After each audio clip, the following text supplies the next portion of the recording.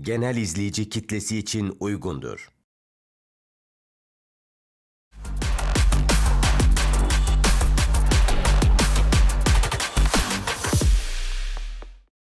Ekotürk TV'den herkese selamlar. Spor Borsası programıyla karşınızdayız. Burada İstanbul'da Transfer Room davetindeyiz ve şu anda karşımızda da Gana Futbol Derneği'nin ikinci başkanı var.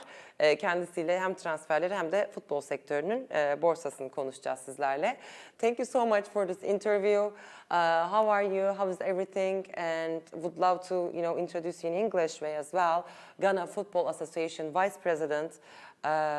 With you, Mark. How is everything? How are you? Oh, thank you very much, and thanks for having me.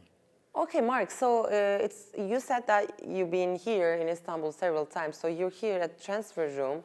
How was your experience? Is this your first time, and are you a member? Can you tell us your experience? It's my first time to Transfer Room Summit. Very interesting experience. A platform for me to meet other clubs and agents and all football stakeholder relationship, build that relationship up. But for the record, Ghana FA, which is headed by Mr. Kurt Edwin Simonokraku, who is the president, he was instrumental in making sure that 8 clubs from Ghana sign up with Transfer Room. And his vision is for the Ghana clubs to have a platform to be able to showcase Ghana football to the rest of the world. And this is a great platform from that regard for the clubs to have the opportunity for Ghanaian players and everybody else. Perfect. How about the transfers and what was the Ghana football nowadays that I would love to learn from you first?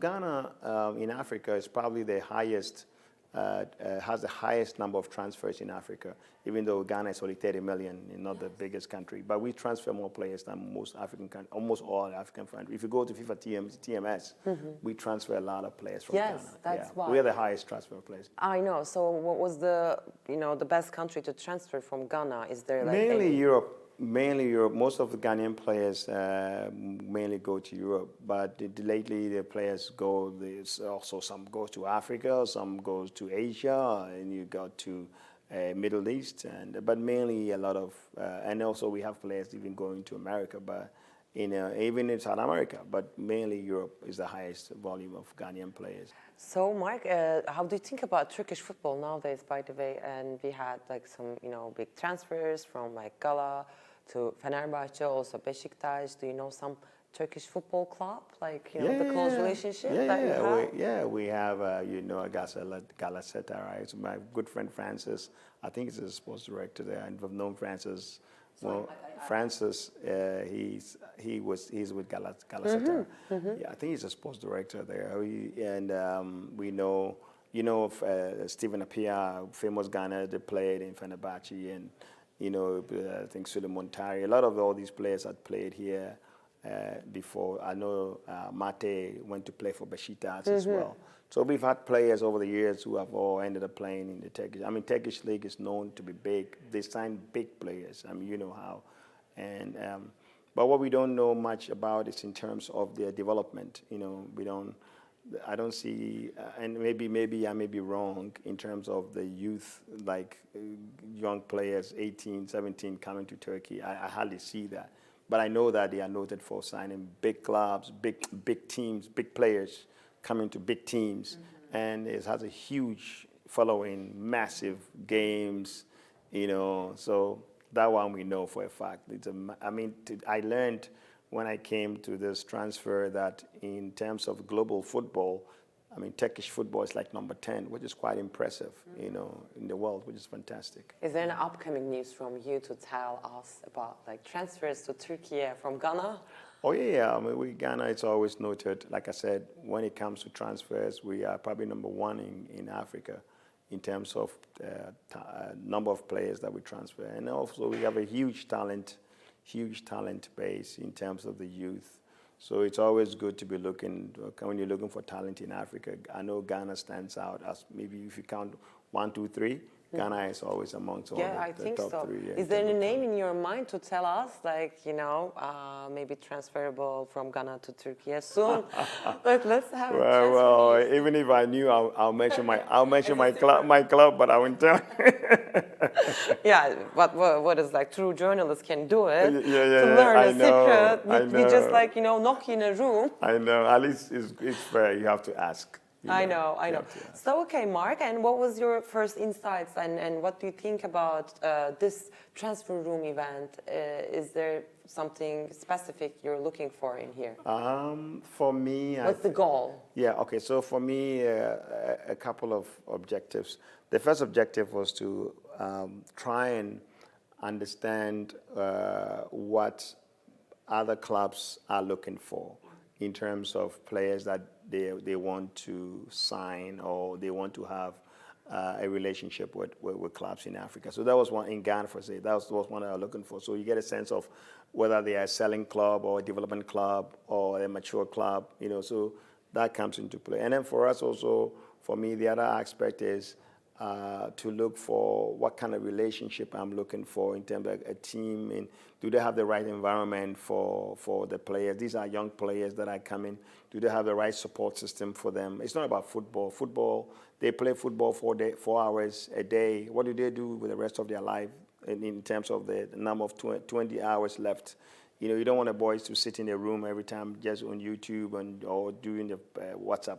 But it's more like they have to have a life outside football. And it makes them a complete person, not just footballers. So I'm looking for that. When I speak to people, I kind of get a sense of also, do they have the support base in the environment? It will be a good environment for them to stay. Will they do have a support system, local people that will accept them? And these are all relatively important to me before I send. Because these are boys that we've been developing, let's say, from 13, 12, and they've been with us for 4 or 5 years before they become senior players. So I always make sure that they have the right environment that I can put them for development before they become first-team players. And Mark, thank you for your answer. By the way, you explained very well. It's a great tool for who's like watching us too in international ways as well.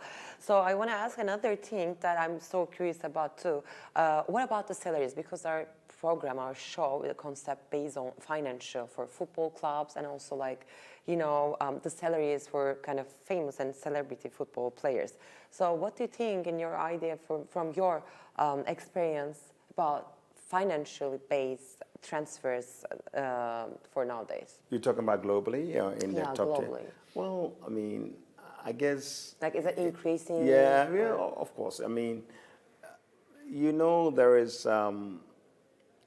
football is big business now. Big companies, Amazon, big people, Apple, a lot of big companies are getting involved. And obviously, everybody wants content. Everybody wants to make sure they have the best content, and people have to pay. They want to pay for content. So for me, if you look at football, let's say 20 years ago versus the money, people would at that time say, well, they're making too much money. And look at today, people say, oh, they're making too much money. I'm sure 10 years from now, people say, oh, they're making crazy money. So far as the economies are growing, businesses are growing, and people want to pay for it, and there's always a demand for it, I'm sure they will get. It's like journalists. I'm sure you're making more money today than 20 years ago when somebody was sitting here. Of course. Because it's marketing, it's sales, it's demand and supply. So I can't fault it. I mean, if you are lucky enough to have the skills and the platform to be able to showcase your talent, and somebody's prepared to pay for it, so be it. God bless you. And what about Ghana? Is there some, salaries that you can say us? I mean, what was the actual numbers? Well, or is it Ghana is... Is it okay for them? Okay, so let me reset it.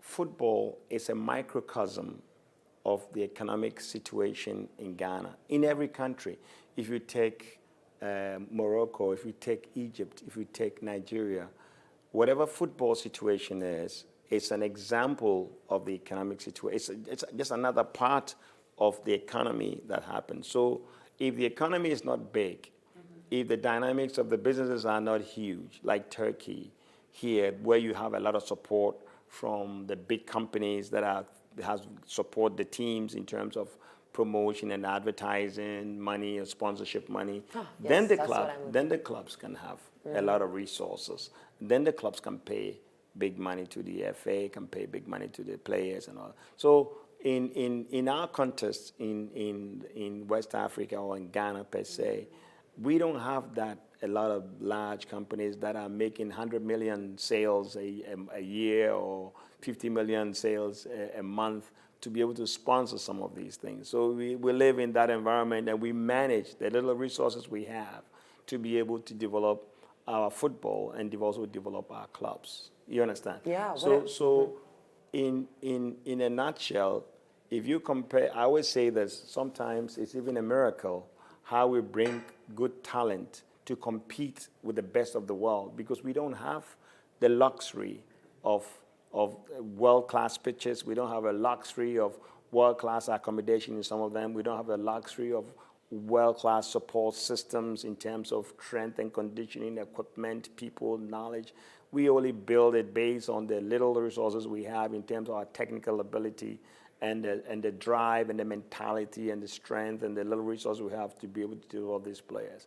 So in a way too, it's an advantage. By not having it, you don't know what you have. But at least when you get the opportunity to showcase it, you have the mentality and the drive to be successful. So that's what drives a lot of these players. Perfect. So is sponsors also, interested in Ghana football? Or? Yeah, we have some sponsors. We have a lot of sponsors, but maybe the resource in terms of the actual output, in terms of the monetary value that we expect or we want, we don't get it. It's okay, but it's not as big as maybe compared to, like I said, Turkey has a huge economy compared to Ghana. Ghana's economy is a much smaller economy compared. So it's a balance out. So you have some intention to feed, your economy and financial by transferring football players? Yeah, it's all part of it. I mean, so obviously, it's an economic, for some of these players, and an outlet for them. I have a lot of players, and my team owners that have a lot of players on their domain. Some people have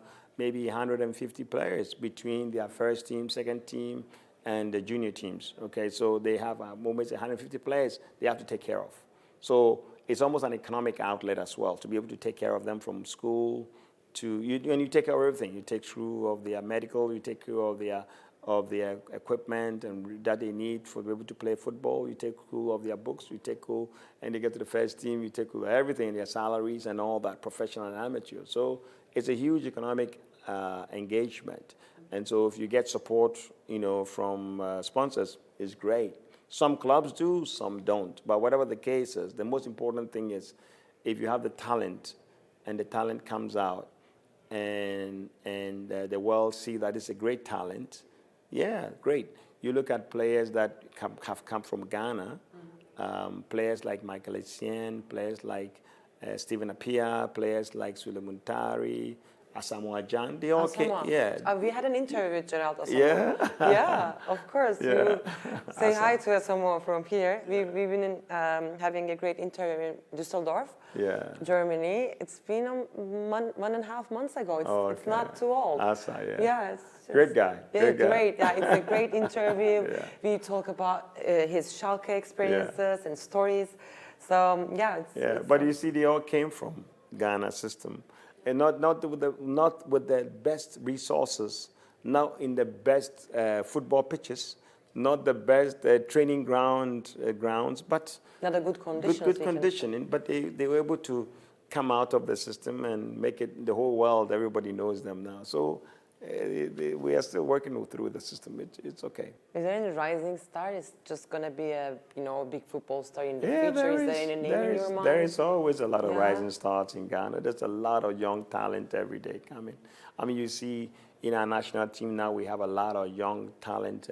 We have players like Osman, who plays for Feyenoord, a young player, top talent. You've seen players like Kamaldeen playing in Southampton. We have still, Southampton. They play. These are all young players coming. So these are all a lot of young talent who are now playing in the national team, and there's a lot of more players who are also coming down the path who definitely people are gonna hear about sooner or later. But Also in France and Ghana has a great, partnerships and stuff. We can say that, right? France. Yeah. Or like, what was the most transferable places for Ghana? Is In there Ghana? anything, is there any country that you always make? Usually, I think a lot of the Like, players. we can say France. Yeah, some players go to France. Germany? They go more. I say lately, there's a lot of players are going to Scandinavia because of the development side, and then also players go to Like from which country? Belgium. Oh, Belgium. Belgium. A lot of players also go to Belgium, but now I see a lot of Scandinavia. It's also Spain a little bit. Is there any scout team that from the countries, like which scout teams from the countries? Oh, a lot of scouts. I mean, there are scouts everywhere. I mean, there are the Scandinavian scouts a lot in Ghana. You have even the American scout in Ghana. Turkish? Turkish I haven't seen. Well, I haven't seen a lot of Turkish scout, but I've seen Serbia. A lot of clubs from Serbia. We'd love to come and seriously want to see some football player. Maybe I can explore it. Yeah, absolutely. But we've seen all over the place. UK is this scout a lot. They have a lot of, when I came here, I found out something called Eyeball. And it's a company, apparently, they set up their systems on your pitch, and then they can look at your games. And that's what they do. So they don't have to actually be there. But they at least but they are watching your game, so they will see what players they like, it's like a system. Like so they put the cameras on in your pitch when you are playing. Wow. And then what happens is when you are playing the game, it's recording it, and then a lot of people will look at the game. I had that idea before. And then they'll say, oh, so now it saves them the trouble of flying and hotel. They like it. When they like it, they sign you. They'll sign you. If they watch 3 games and they like the player, they'll sign the player. They can make it like one to one. One to one. They don't have to come because they've seen enough from the player that this is a player that they like. But isn't that feels like when you see it in real lifetime, in stadium? I think it's still. Well, there are some people who want to see live, but they are, like I said, there are people who are using this to sign players. They will watch and they will say, 3 players from here, I like them. I've watched 3 games. I've seen enough. Oh, great. So can you bring them? And then, Then they're going to sign it. And using technology to shorten some of this. It's a great idea. I've never seen it in Turkey. Maybe I can do this. I know. Okay, so Mark, how is the national team, Ghana national team right now, the condition and everything? Well, it's good. I mean, we have some challenges, but we're going through it. We are fighting our way to see if we can qualify for the Nations Cup, which has been quite unfortunate in challenges. The team played very well, but we somehow we couldn't. We're not scoring. It's some strangely, but we create more than 20 chances. We never get a goal out of it. Some of these games we've played, but it's a strong national team, but it's young. Yeah. So is it young dynamic, coach. young is a benefit, right? Yeah, it's a young national team with a young coach. Coach Addo is doing well. He came from Dortmund. Dortmund? Yeah. He came from Dortmund? Yeah, he's an assistant coach from Dortmund. He came to coach national team. So we're working, and then this is the African qualification for next year, next year, December in Morocco. And then we also, in March, we'll be playing for the World Cup qualification. Oh, World Cup qualification. We have a game against Mozambique and Chad. 2 games in March. Yeah. We have about 6 more games to go. Right now we are like number 2, so we will fight, and inshallah we'll make it. Inshallah. What was the first challenge that you said? AFCON 2025. AFCON, African Cup of Nations. Okay, so what was the goal of yours as a closing part? I want to ask you the goal of Ghana Football Association. Our future plans is to continue to develop the association to be self-sustaining, to be able to support our clubs, both at the premier all the way to the lowest level. Our focus is to develop grassroots football and provide a lot of support to the grassroots levels, because that's where we find most of the talent, and to raise enough money and sponsorship to help the clubs so that the clubs can continue to grow. And we want to help them, like what we are doing, to transfer a room to be able to help them get a platform to be able to sell their players and make the network with other clubs overseas. And And then on the other side, also we want to develop the capacity of the ecosystem within the FA, be it the referees. We have a catch them young policy where we take kids at the age of 15, 16, and we teach them refereeing, how to referee, and then some of them will grow to become top referees.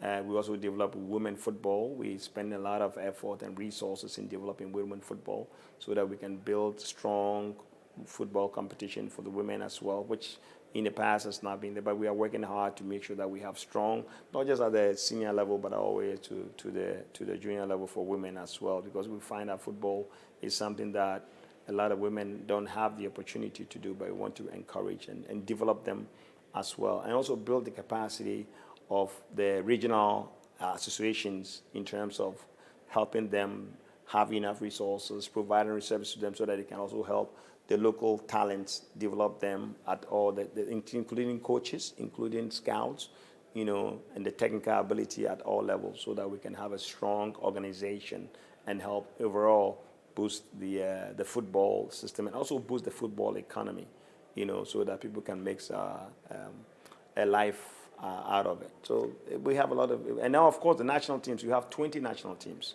So our goal is to help 20 national teams. Yeah, from team A all the way down, we have 20 of them. So the system is completely different than Europe. We have only one national team. No, when I say 20 national teams, that includes women, that includes futsal, that includes five-a-side, that includes beach soccer. So and then we have U20, U17, U15. So I'm counting all of them, men and women and all that. So that's all all of them. So is there any specific plan for more women to sign and developing countries, not only Ghana, but as you know, you're a vice president of Ghana FA, but also in other countries like developing countries. Do you have any idea or specific plan to make more women? Yeah, I can only speak for Ghana because we do a lot in terms of we have women, bringing women into management positions. We hired a lot of women coaches. We have a women in administration. How is the salaries? Because every time, fair play and fair. Yeah, we don't do that. We pay everybody based on your capabilities. So you get paid well. So for us, you meet the conditions of service and you have the capacity to do the job, you get paid. But we are very women driven. We want to make sure that a lot of women get into both in refereeing, in administration, in coaches, in everything. Most of the catch them young, a lot of them are women, in the catch them young policy. When I say catch them young, means we catch the little girls and boys at the early age, 15 years, and we start putting them through coaching and also in refereeing, so that they can be good referees. And then right now we are even looking at based on the President Kurt Simonokrako's strategy that he's advocating, we are even turning some into professional referees. So when they graduate, they become professional. So we pay them to become professional referee, which is we never had before, which is fantastic. Yeah. Mark, thank you so much. Thank you. It's a great interview with you here in Istanbul today. What do you think about a Spain national team? They are doing something right. For every tournament, they are almost in the final or they are winning it. So that means that they are doing something fundamentally right. Football, people always look at the end. But if you really want to see, I believe, where their success is, it's not at the end. You have to go to the grassroots. That is where they are doing something right. So if you do something, if you do preparation and you do it early and you start developing your players early with your system and your programs and the resources at them, and you have a pathway for them, if you do it well there, you get the results in the end. So they're definitely doing something right. Thanks a lot, Mark. All right, and thank you. hope we will have another meeting in the future with the success of Ghana.